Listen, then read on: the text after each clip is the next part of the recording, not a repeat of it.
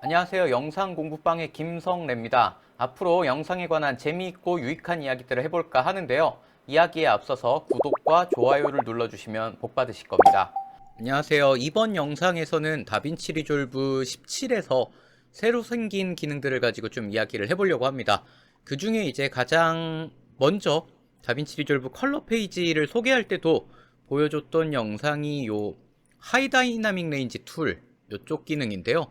요 기능 같은 경우는 다빈치 리졸브 17 소개 영상에서는 HDR 작업, 하이 다이나믹 레인지로 촬영된 영상들을 다루기 위한 작업에서 이런 것들이 시작되었다.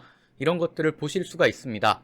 HDR에서는 굉장히 넓은 범위의 밝기를 다루게 되는데요. 지금 보고 계신 이미지 같은 경우 다 SDR이죠. 하이 다이나믹 레인지를 만들기 위해서 블랙은 더 깊어져야 되고 밝은 데는 더 밝아져야 되는데 다룰 수 있는 밝기의 범위가 다르다 보니까 기존의 방식이랑은 조금 다르게 조절하게 되는 편입니다. 엄청나게 밝은 밝기가 되더라도 사람의 눈이 이제 밝은 부분의 변화에 좀 상대적으로 둔감하다 보니까 밝은 부분을 다루는 방식은 굉장히 큰 범위로 움직이게 되고 어두운 부분은 더 깊은 블랙이 되다 보니까 더 섬세하게 다루는 그런 특징들이 있습니다. 지금 저 역시 HDR 작업을 위한 모니터링이나 그런 소스들을 가지고 있지 않아가지고 이 부분에 관해서는 명확하게 말씀드릴 수 있는 부분들이 많지가 않을 것 같고요. 이 기능이 가진 특징을 이해해 본다면 현재 보고 계시는 SDR 상황에서도 어느 정도 사용이 가능하다는 것들을 생각해 보실 수가 있습니다.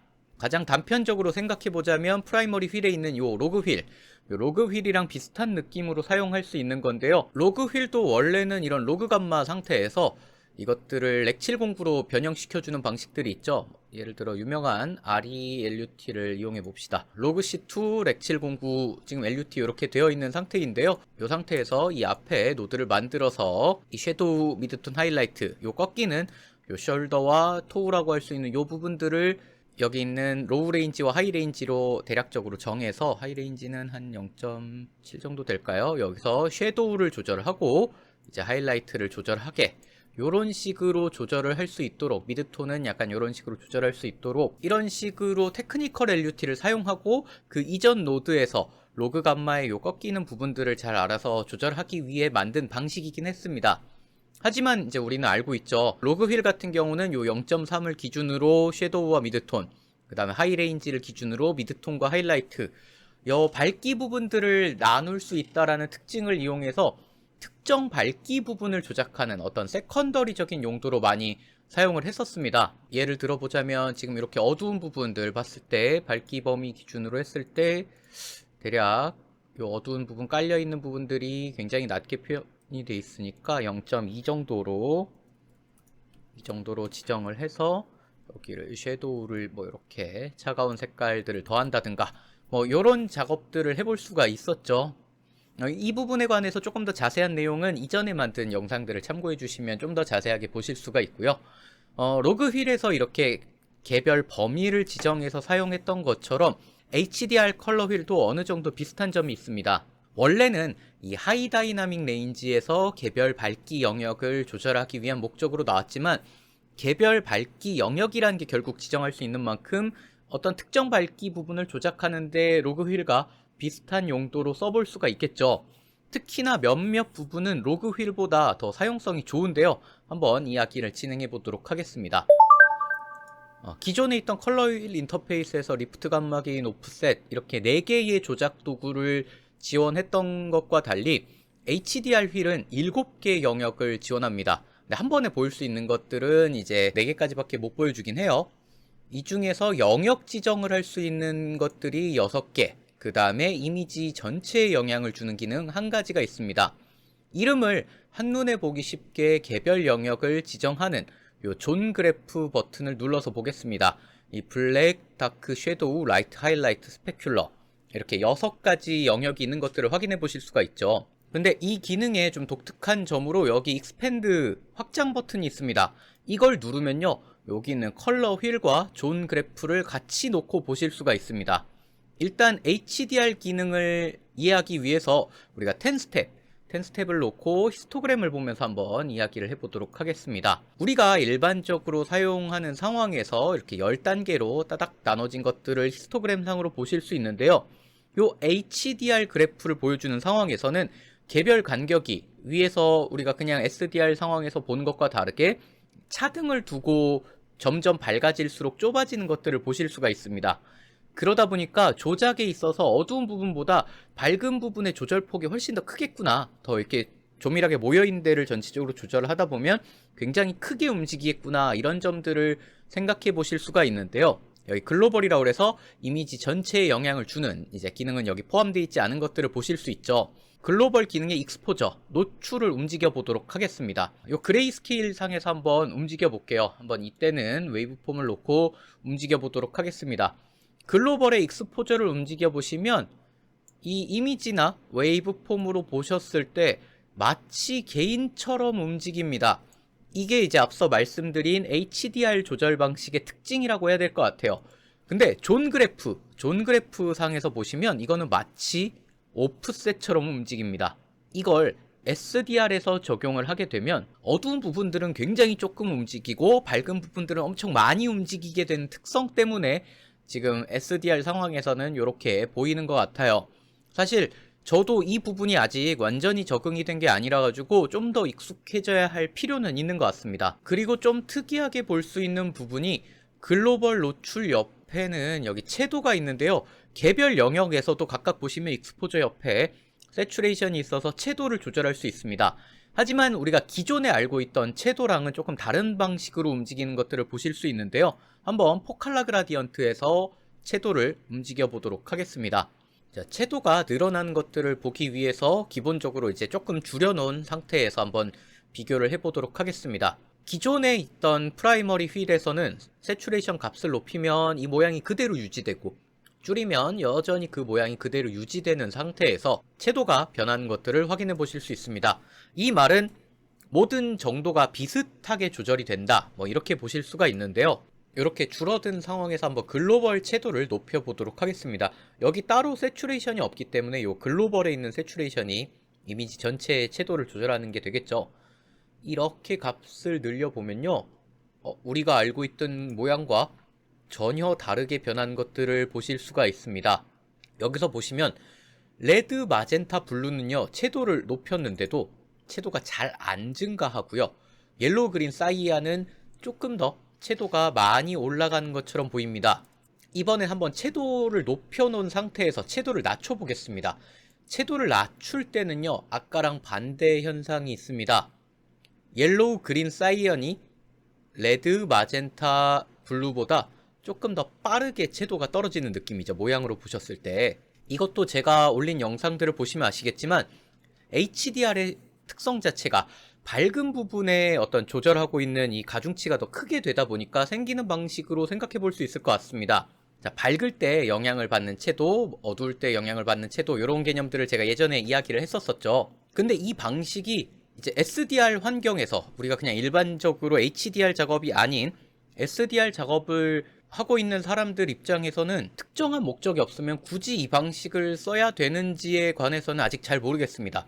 그냥 기존에 쓰던 채도를 쓰시는 게 조금 더 유리할 수 있지 않을까라는 생각도 들어요. 글로벌 휠의 양옆으로는 템퍼러처와 틴트가 있습니다. 하단에도 템퍼러처와 틴트가 있는 것들을 보실 수 있는데요. 이 녀석들은 둘이 연동이 됩니다. 이렇게 제가 값을 올리면 이렇게 값이 변하는 것들이 연동되는 것들을 확인해 보실 수가 있습니다. 하지만 이 부분 역시 기존의 컬러 휠에서 사용하던 정도랑 되게 다르게 움직이는 것들을 보실 수 있는데요. 프라이머리 컬러 휠에서 제가 이 템퍼러처의 조절 강도와 틴트의 조절 강도를 보시면 템퍼러처의 조절 강도가 훨씬 큰 것들을 보실 수 있습니다. 반면 틴트는 굉장히 적게 움직이는 것들을 보실 수가 있죠. HDR 휠에서는요, 이게 색온도 템퍼러처고요. 이 녀석이 틴트입니다. 오히려 틴트의 조절 범위가 더 큰 것들을 보실 수가 있습니다. 그리고 약간 각도도 조금 다르다라는 느낌이 드는 부분들이 있어요. 게다가 컬러 휠을 움직이는 정도를 보여주는 방식도 되게 독특한데요. 제가 이렇게 색상을 이렇게 조절해 보면 각도, 어느 정도 각도로 어느 정도 멀리 나갔는지 이런 것들을 보여줍니다. 중심으로부터의 거리가 이쪽에 있고요. 그 다음에 제가 이걸 조절해 보면 각각 각도가 어떻게 되는지, 어떤 각도만큼 제가 조절을 했는지 이런 것들을 볼 수 있습니다. 기존에 우리가 알고 있던 오프셋, 리프트 감마 게인 오프셋에서는 움직이면 RGB 값들이 어떻게 변하는지를 가지고 보여줬었죠. 이 방식 외에도 하이 다이나믹 레인지에서는 디스플레이 X and Y라고 해서 이걸 바꾸면 각도와 거리와 다르게 XY 축으로 얼마만큼 움직였는지를 이렇게 보여줍니다. 근데 개인적으로는 저는 각도와 그 거리 요 개념으로 보시는 게 조금 더 편하지 않나라는 생각이 들어서 저는 요걸 기준으로 놓고 쓰고 있습니다. 이게 이미지 전체에 영향을 주고 이제 뭐 가장 오른쪽에 있다 보니까 프라이머리 휠에서 볼 수 있던 오프셋과 비교를 해볼 만한 기능인데요.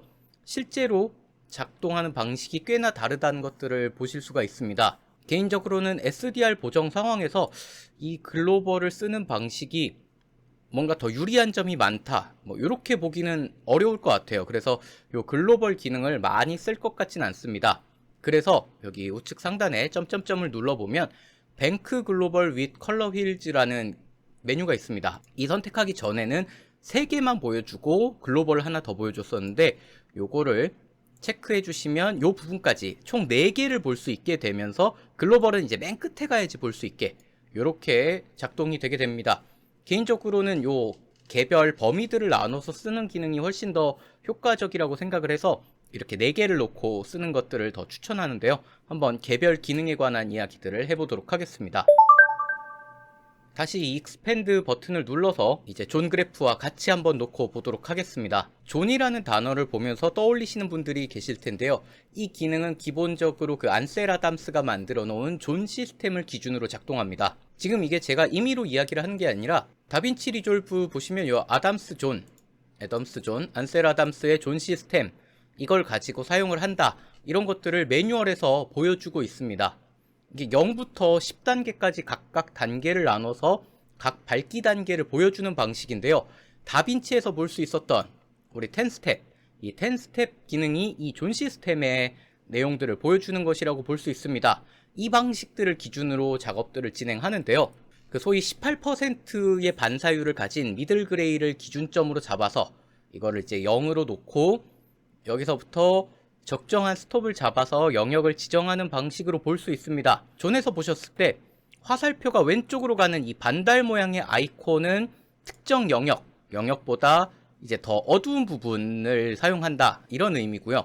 화살표의 오른쪽을 가리키는 요 태양 모양의 아이콘은 선택한 지점보다 밝은 부분을 이제 지정한다 라는 의미로 볼 수 있겠죠. 이게 스탑 기준으로 나와 있는데요. 예를 들어 지금 가장 어두운 블랙은 내 스탑 언더보다 어두운 부분을 조절한다 이렇게 보시면 될 것 같고요. 여기 맥스 레인지도 마이너스 4라고 돼 있죠. 다크 같은 경우는 한 스탑 반 1.5스탑이라고 돼 있죠. 한 스탑 반 언더보다 어두운 부분. 섀도우는 한 스탑 오버 0을 기준으로 한 스탑 오버보다 어두운 부분 이런 식으로 구성이 되어 있습니다. 밝은 쪽을 보자면요. 라이트는 한 스탑 언더보다 밝은 부분을 지정하고요. 하이라이트는 한 스탑 반 오버보다 밝은 부분.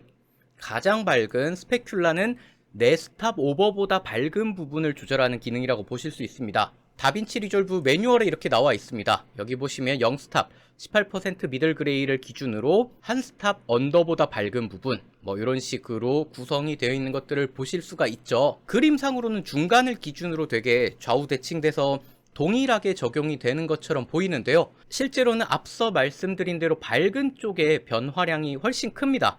조절하는 부분도 실제로 비교해보면 차이가 나는데요. 제가 한번 이 섀도우와 라이트에 이제 폴오프를 완전히 꺼서 소프트 값을 없앤 상황에서 한번 각각을 조절해 보겠습니다. 섀도우를 선택하고 제가 하이라이트를 누르면요. 위에서부터 웨이브폼 상으로 하나, 둘, 셋 거의 3칸에 가까운 부분들이 잘려가지고 선택되지 않는 것들을 보실 수 있습니다. 반면 라이트를 눌러서 보시면요. 밑에서부터 2칸 정도가 잘려있는 요만큼의 영역이 되어 있는 것들을 보실 수 있죠. 둘 다 각각 미들 그레이를 기준으로 섀도우 같은 경우는 한 스탑 오버부터 그 아랫부분을 전부 선택하고 라이트 같은 경우는 한 스탑 언더부터 위쪽으로 밝은 부분을 모두 설정한다라는 개념이지만 실제 영향을 주는 정도로 보셨을 때는 밝은 쪽을 조절하는 기능인 라이트가 조금 더 넓은 범위를 변화시킨다 이런 것들을 보실 수가 있습니다. 여기서 이제 스탑 개념으로 가는 것들이 굉장히 이제 어색하신 분들도 많이 계실 것 같은데요. 일반적으로 SDR, 스탠다드 다이나믹 레인지 렉 709의 다이나믹 레인지를 7스탑 반, 7.5 스탑 뭐 이 정도로 이야기를 하잖아요. 그렇다면 사실상 양 끝에 있는 여기 블랙이나 스페큘러 같은 경우는 이제 영향력이 굉장히 약하다라는 것들을 보실 수가 있겠죠. 실제로 스페큘러 이 기능들이 신기한 게 개별 기능의 하이라이트를 켜가지고 그 선택되는 영역들을 보실 수 있는데요. 스페큘러는 켜면 아예 선택되는 영역이 없습니다. SDR 같은 경우는 요 100니트 2스탑 반 정도 되는 것 같아요. 2스탑 반 정도를 리미트로 지정해 놓고 그 외의 부분들은 아예 이제 조절할 수 없게 되어 있는데, 여기 이렇게 보시면 4스탑 오버가 되는 스페큘러는 아예 요 영역에서 포함이 되지도 않는 것들을 보실 수가 있죠. 그레이스케일로 넘어가가지고 한번 확인을 해보도록 하겠습니다. 여기서 생각해 보시면 일반적인 SDR 렉 709의 다이나믹 레인지를 7스탑 반, 뭐 7.5 스탑 이렇게 이야기를 하잖아요. 그렇다면 사실상 양 끝에 있는 블랙과 스페큘러는 4스탑씩을 넘어가기 때문에 영향력이 굉장히 미비하다는 것들을 아실 수가 있습니다. 이게 그레이스케일에서 한번 테스트를 해보시면 좀 아실 수 있는데요. SDR에서는 요 100니트가 거의 최대치로 나옵니다.